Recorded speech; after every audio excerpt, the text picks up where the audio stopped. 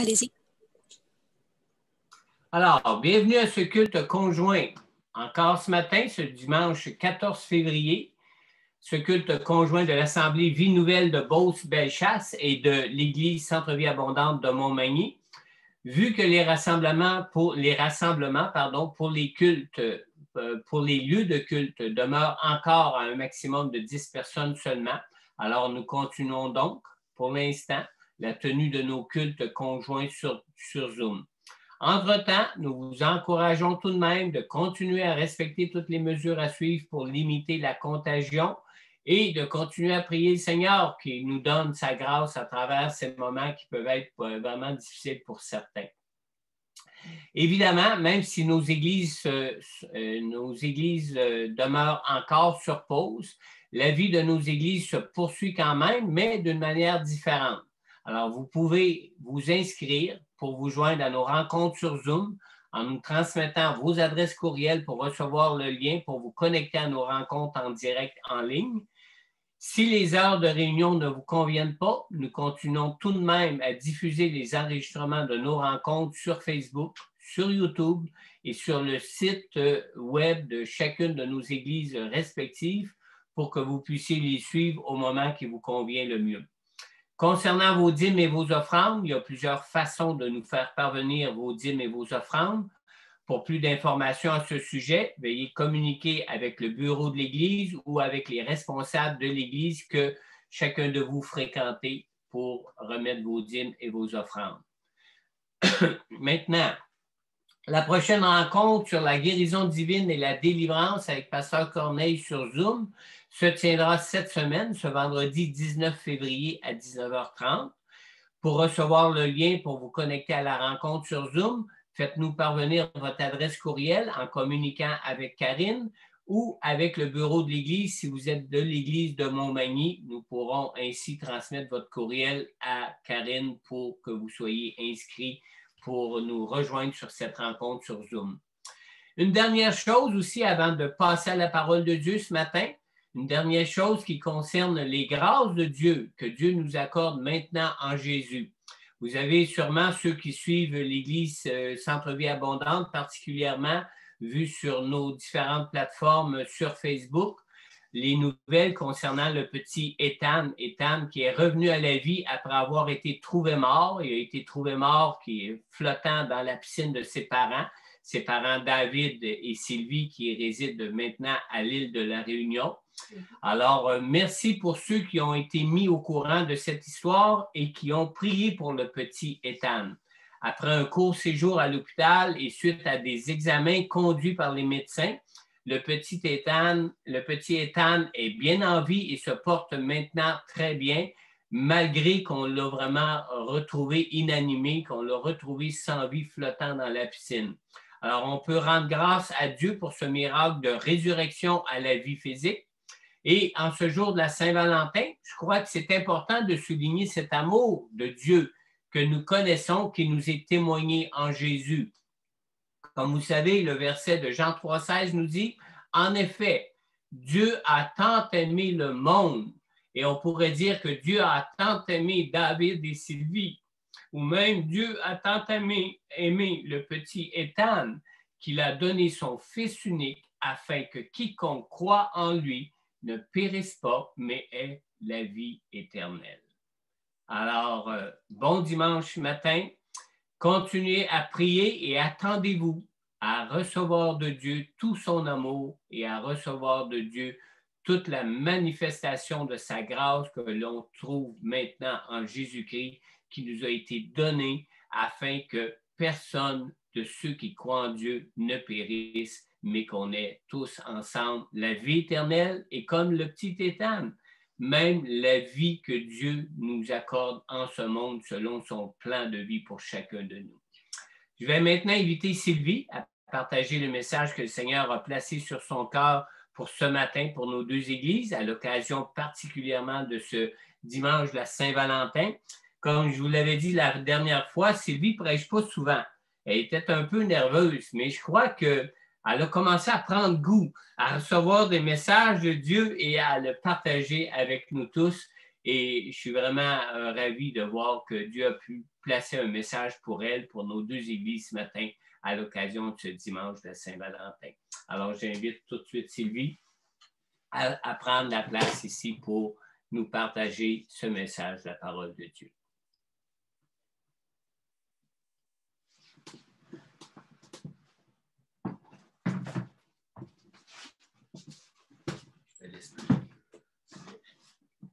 Alors, bonjour à tous. Je suis vraiment heureuse de vous retrouver. Sincèrement, je ne croyais pas que je reviendrais si rapidement pour vous partager la parole. Mais en cette journée spéciale du 14 février, comme on l'a mentionné, c'est généralement associé à la Saint-Valentin, c'est associé à l'amour. J'ai reçu comme un cadeau dans la parole que je veux vous partager ce matin.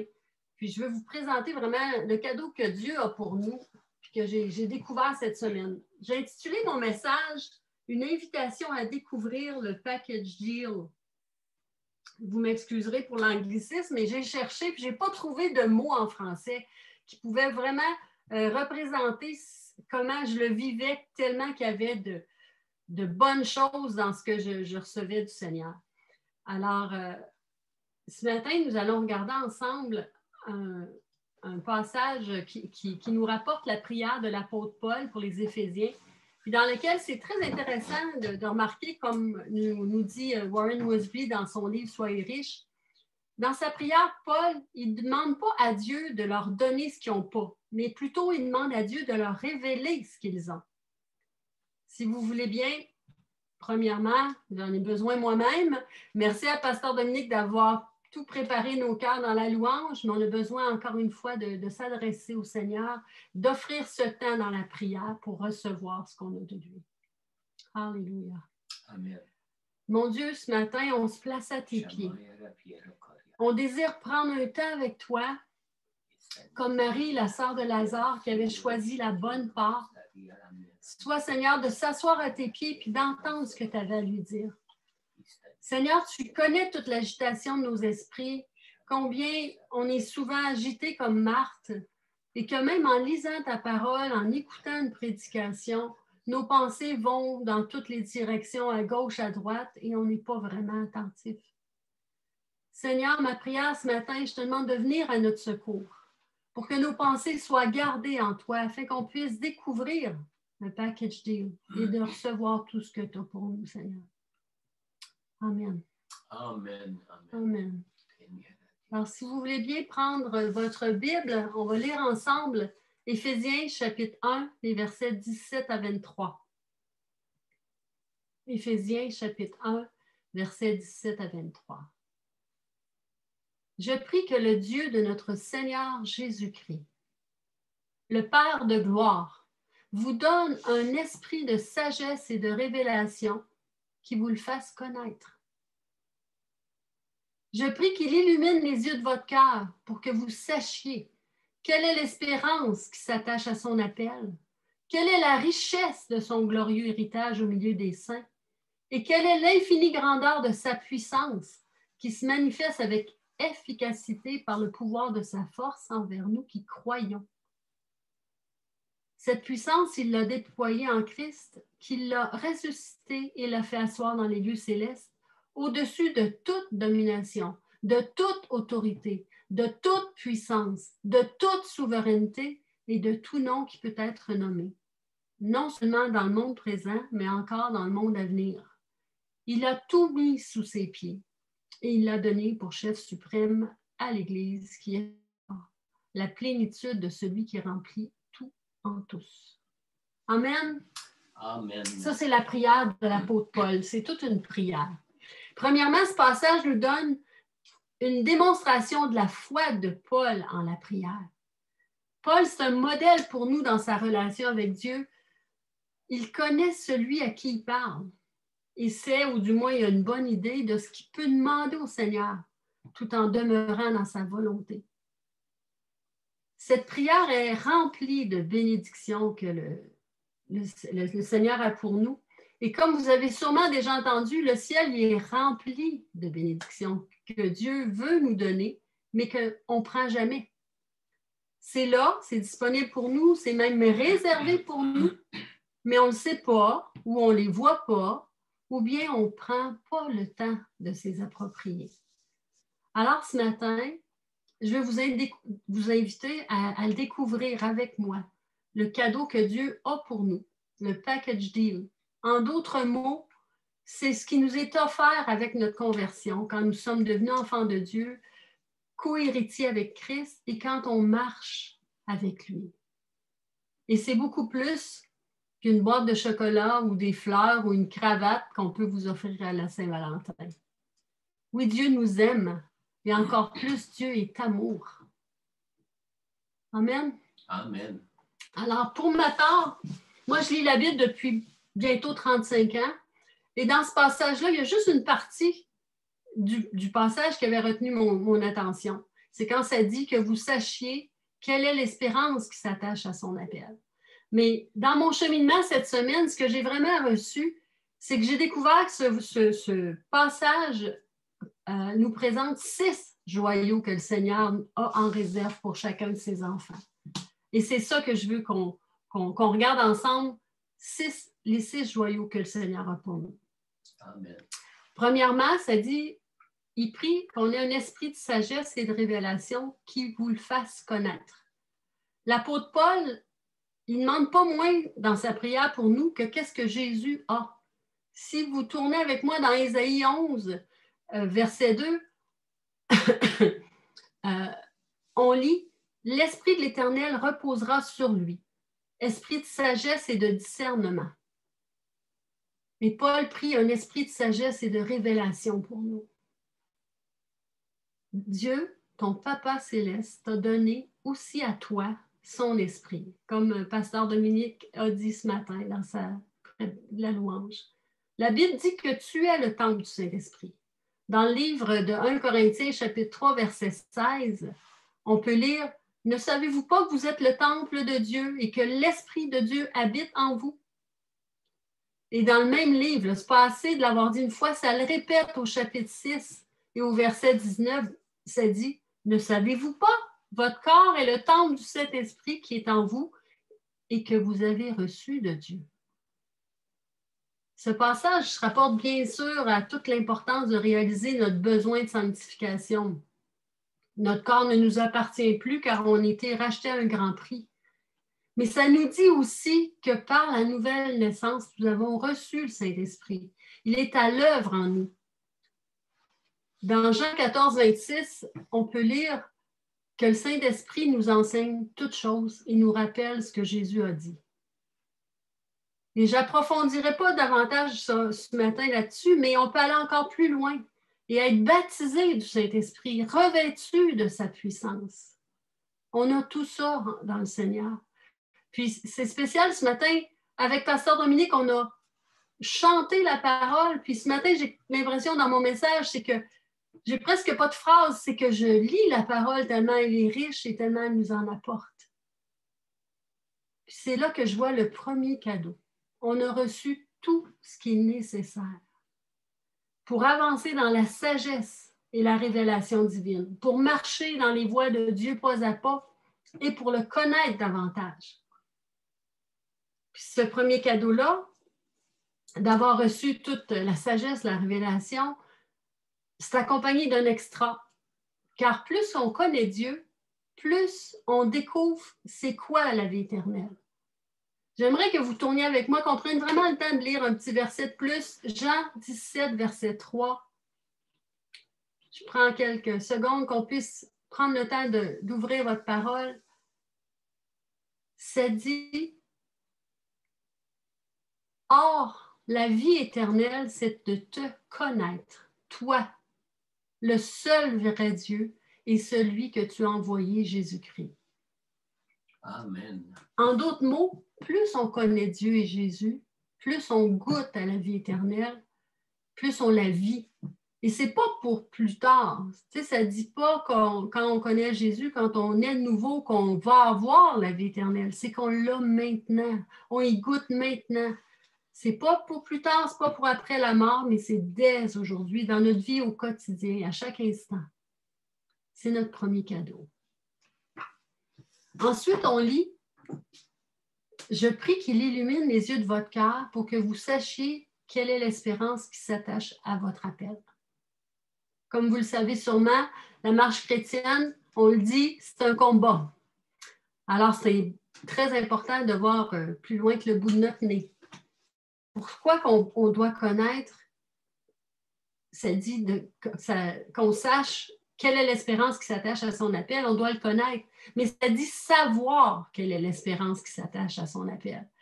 Et pour moi, savoir, c'est encore plus clair pour notre compréhension que connaître. Parce que quand on dit « je le sais », c'est qu'on le sait. Hein? Quand on le sait, il n'y a pas de trace de doute nulle part. On le sait. Et quand je vous dis ça, j'ai une image dans ma tête qui me vient d'un adolescent à qui vous venez de répéter une consigne ou quelque chose qu'il ne doit pas oublier de faire. Et là, il vous répond, sans même vous regarder, « je le sais ». C'est clair, hein? Vous êtes bien mieux de ne pas lui répéter. Il sait. Mais pour moi, là, ce passage-là, ça doit devenir aussi clair que ça pour nous. De savoir l'espérance qui s'attache à son appel pour notre vie. Et si nous savons, si nous connaissons ce qu'on peut espérer en lui d'avoir été appelé, bien, le résultat de ça va être encore plus extraordinaire. Il n'y a pas de doute qui va venir vous ébranler. Les tempêtes vont passer pareil, mais ça ne viendra pas vous troubler. Puis je dis vous, mais ça ne viendra pas nous troubler. J'en suis bien incluse dans ce message. On va être affermis, car nos yeux vont être fixés sur l'espérance qui s'attache à son appel. Vraiment tourner vers l'atteinte du but pour lequel on est là sur Terre, le but pour lequel on était appelé et ce que nous réserve l'avenir. En plus, si on sait en plus de tout ça, là, c'est l'immédiat et l'avenir rapproché, mais on sait qu'il nous prépare une place au ciel, puis qu'on va vivre en sa présence pour l'éternité. Donc, notre deuxième cadeau, c'est de savoir l'espérance qui s'attache à son appel. Et on n'est pas myope du cœur, hein? Notre vision doit aller au-delà des circonstances. Ça dit « illumine les yeux de votre cœur ». C'est-à-dire qu'il y a encore plus d'éclat que dans les yeux d'un enfant qui vient d'ouvrir un cadeau et qui voit combien que c'est encore plus que ce qu'il a demandé. Ça illumine les yeux de votre cœur. Amen. Alléluia. Seigneur, merci. Ensuite, on lit « Quelle est la richesse de son glorieux héritage au milieu des saints? » Dans ma recherche pour ce message, j'ai découvert qu'il y a deux lignes de pensée différentes pour ce passage. Pour certains commentateurs bibliques, son glorieux héritage, c'est ce que Dieu a pour nous. Tandis que pour d'autres commentateurs, c'est nous, son glorieux héritage. C'est nous sommes son glorieux héritage. Mais pour ma part, qu'on croit à une ligne de pensée ou à l'autre, ce n'est pas un sujet de controverse parce que dans les deux cas, pour l'enfant de Dieu, ça représente une bénédiction extraordinaire. Amen. Soit nous avons reçu un héritage riche, glorieux, dont on peut jouir dès maintenant. Ça dit son glorieux héritage au milieu des saints. Et vous le savez probablement déjà, le mot saint, ça signifie mis à part pour Dieu. Alors, quand on reçoit Jésus comme sauveur de notre vie, on est mis à part pour lui. Et en tant qu'enfant de Dieu, nous sommes saints. Donc, on peut profiter de la richesse de son glorieux héritage au milieu de nos frères et sœurs en Jésus dès maintenant, dès aujourd'hui. Et si ça nous concerne, si nous sommes le glorieux héritage, ça nous démontre à quel point Dieu nous aime, à quel point on a du prix à ses yeux et que nous sommes la richesse de son glorieux héritage. Alors, pour notre troisième cadeau, on apprend que soit nous avons tout ce qu'il faut pour vivre la vie chrétienne, on n'a pas à avancer dans l'abattement, le découragement, mais on est rempli de sa présence. On est full equipped, comme on dit. On peut vivre au quotidien dans sa paix, dans sa joie, dans une pleine assurance que c'est lui qui va pourvoir à tous nos besoins, dans son amour pour nous. C'est notre héritage, c'est à nous et on peut en disposer à notre guise. Ou si on adhère à la deuxième explication, on peut être en paix également et vivre en toute quiétude à l'ombre de ses ailes, comme la Bible nous dit, parce qu'il nous garde comme la prunelle de son œil. Nous sommes la richesse de son glorieux héritage. Amen. Amen. Jusqu'à maintenant, on peut dire qu'on est gâtés, mais ça continue. On lit « Quelle est l'infinie grandeur de sa présence qui se manifeste avec efficacité par le pouvoir de sa force envers nous qui croyons. » Et cette partie m'a vraiment rappelé l'importance de la foi. Ça dit « envers nous qui croyons ».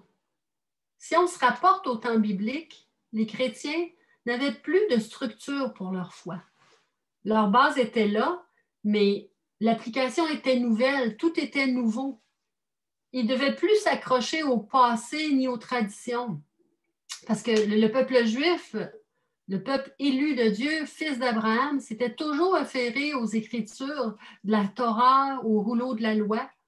Mais pour les chrétiens, dans la foi en Jésus, la base demeure.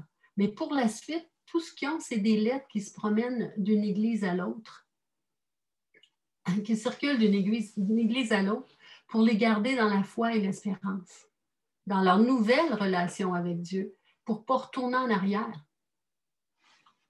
Les synagogues, le temple n'est pas interdit d'accès pour eux, mais on lit qu'ils se regroupent dans des maisons.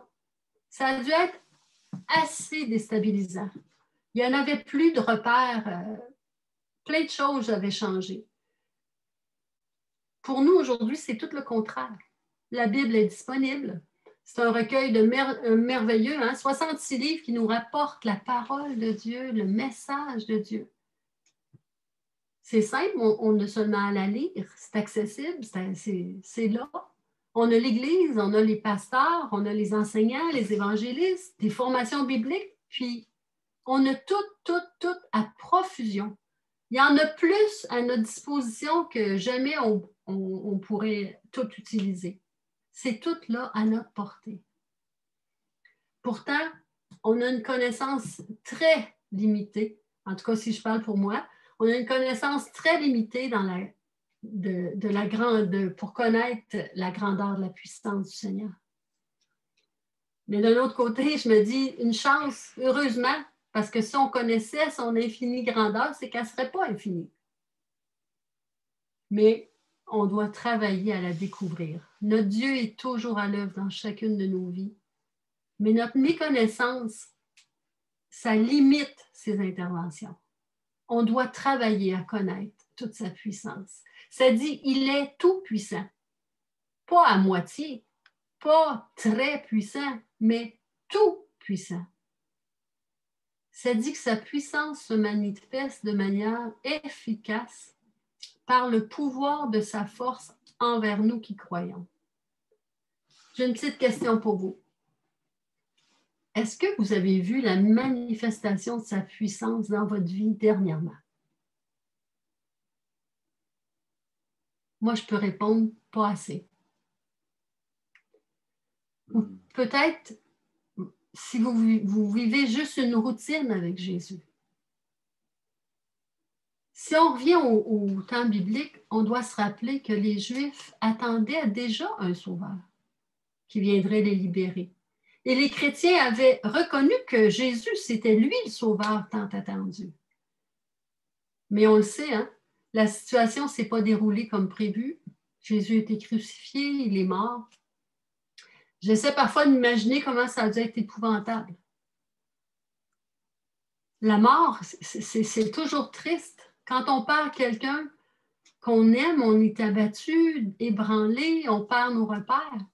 Pour eux, c'est encore pire, parce que tout leur espoir reposait sur Jésus. Celui qui devait venir rétablir toutes choses, régner, le roi des rois était mort. Mais heureusement, l'histoire ne s'arrête pas là. Jésus est ressuscité, il est apparu aux disciples et il a promis qu'il reviendrait. Donc, pour goûter notre quatrième cadeau, on doit vivre dans l'espérance et garder la foi que le plan de Dieu va toujours s'accomplir. La Bible nous dit dans Jérémie 29, 11 que Dieu a formé des projets de bonheur pour nous. Hein, ça ne dit pas des projets de malheur, mais des projets de bonheur pour nous. C'est pourquoi l'apôtre Paul rappelle que la puissance qu'il a déployée, il l'a déployée en Christ. Cette puissance, il l'a déployée en Christ, car quand il l'a ressuscité, qu'il l'a fait asseoir dans les lieux célestes, au-dessus de toute dénomination, toute autorité, toute puissance, toute souveraineté, de tout nom qui peut être nommé, non seulement dans le monde présent, mais encore dans le monde à venir. Il y a deux choses là-dedans. La puissance de Christ est disponible maintenant et aussi pour l'avenir. Et on peut être assuré qu'il n'y a rien qui peut l'empêcher d'agir.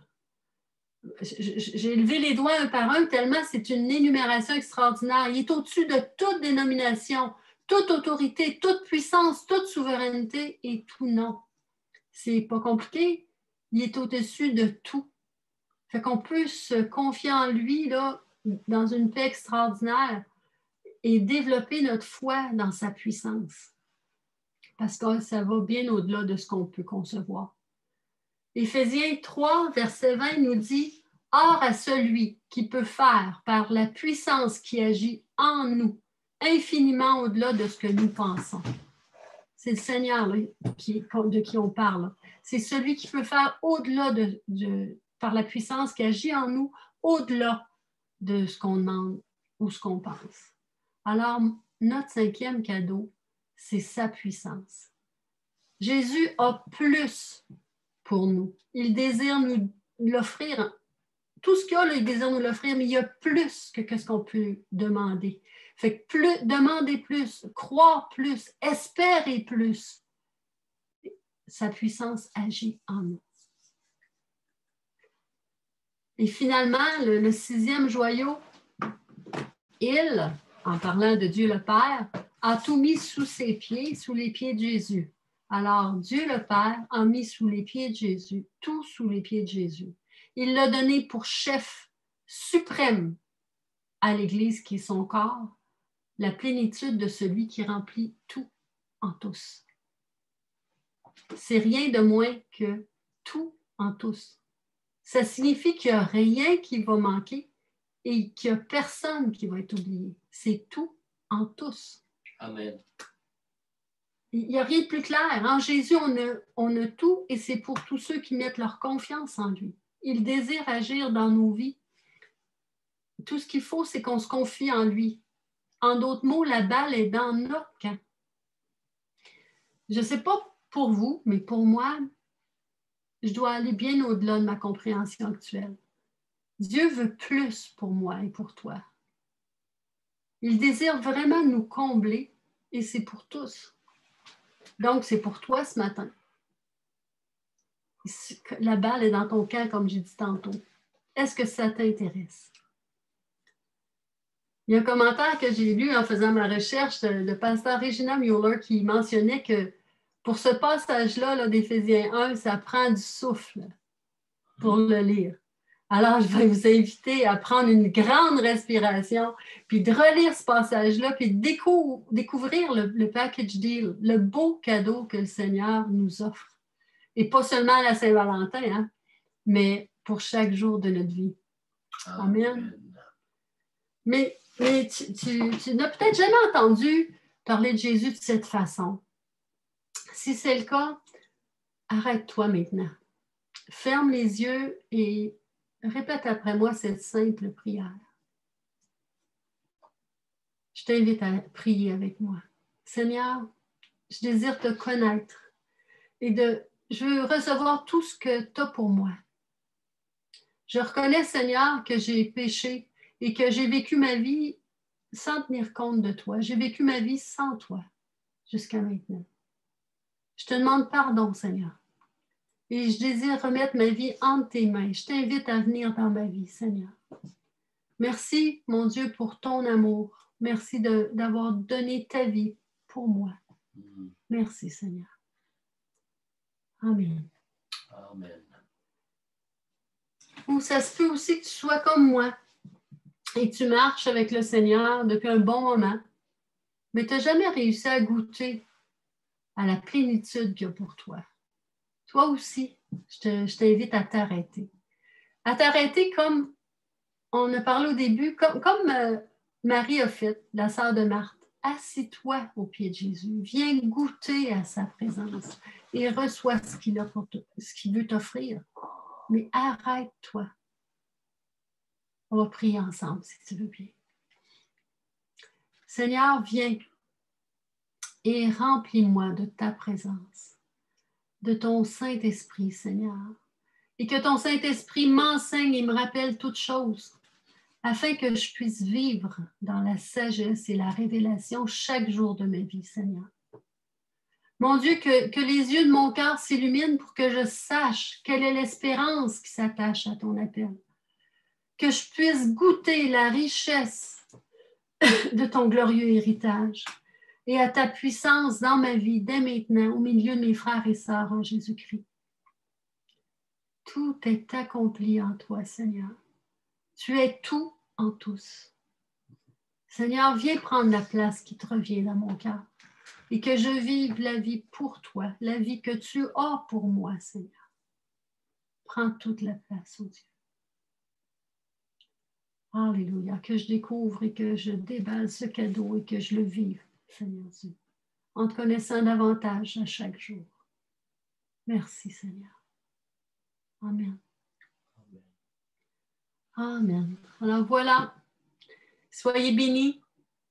Comme j'ai dit tantôt, prenez une grande respiration et pour relire ce passage et prenez un temps pour le méditer aujourd'hui et dans les prochains jours. Goûtez et recevez ce que Dieu a pour chacun de vous. Amen. Alors, j'invite François à venir terminer cette rencontre et bonne semaine à tous.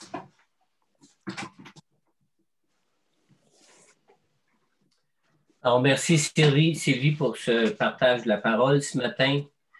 Peut-être avez-vous demandé ce matin au Seigneur de prendre la place dans votre cœur comme jamais vous l'avez espéré auparavant. Si c'était la première fois pour vous ce matin que vous invitiez le Seigneur Jésus à venir dans vos cœurs, je vous prie, je vous demande de nous le faire connaître, nous le faire savoir. Vous pouvez prendre contact avec moi ou prendre contact avec Pasteur Corneille si vous êtes un invité ou quelqu'un qui est de l'Église de Saint-Malachie. Sinon, vous pouvez me contacter moi en contactant le bureau de l'Église ici à Montmagny. Et ça nous fera vraiment un plaisir. Ce sera vraiment un plaisir pour nous de prier pour vous et surtout de vous informer pour toute question que vous puissiez avoir de ce que ça concerne de devenir enfant de Dieu et d'être enfant de Dieu. Si vous êtes de ceux qui vous avez réalisé peut-être à travers ce message ce matin, combien vous avez besoin d'espérer encore plus et en toutes choses en Jésus pour vous, pour vos vies.